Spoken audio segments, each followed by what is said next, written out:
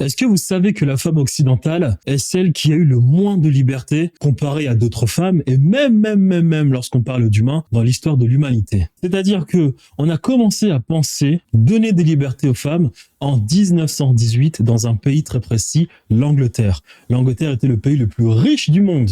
Après avoir pillé la France, la Russie, l'Espagne, le Portugal, l'Allemagne, après des guerres mondiales, l'Inde, la Chine, l'Afrique, ils sont devenus tellement riches qu'au bout d'un moment, ils se sont dit, il va peut-être falloir qu'on commence à lâcher du lest. Donc, on a commencé à donner des libertés aux femmes en 1918 lors d'un Reform Act. Les femmes de plus de 30 ans avaient le droit de voter. 10 ans plus tard, les femmes de plus de 21 ans avaient le droit de voter. En France, c'était un peu plus compliqué. La France, déjà, était bien plus pauvre que l'Angleterre. Durant la Révolution française, on a guillotiné une femme qui s'appelle Marie Gouge, Olympe de Gouges, qui, elle, avait rédigé toute une charte pour ce qui était des droits des femmes.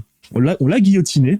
La France donne des libertés aux femmes en 1944-45. 1965, elles ont le droit de voter. Mais malheureusement, et ça s'est passé ensuite dans tous les pays d'Europe, mais malheureusement, depuis certaines décennies, les Européens n'ont plus de liberté. Hein. Voyez-vous, maintenant, ça paye des 75% d'imposition. On n'a plus le droit de donner son avis. Dès qu'on contredit tout ce qui se passe en Europe, on se fait rétamer. Donc, il n'y a plus de liberté. Donc, intrinsèquement parlant, la femme occidentale a eu dans le fond 40 ans de liberté. Dans le vrai fond, 40 ans de liberté. Et de l'autre côté, la femme africaine, par exemple, historiquement parlant, est celle qui a eu le plus de liberté. La femme africaine a, historiquement parlant, vécu dans ce qu'on appelle des sociétés matriarcales. L'Afrique a été matriarcale, historiquement parlant, avant l'invasion des Arabes et des Européens. Ils sont devenus aujourd'hui patriarcaux, ils font n'importe quoi, ils font de la polygamie, alors que le mariage a été créé en Afrique. C'est quand même dommage. Hein. Maintenant, la femme a moins de droits. La femme arabe sémite, a connu des libertés bien avant la femme occidentale, notamment durant Cordoue, durant l'Espagne musulmane et le califat de Cordoue, où Cordoue était l'endroit d'Europe le plus riche. On a pensé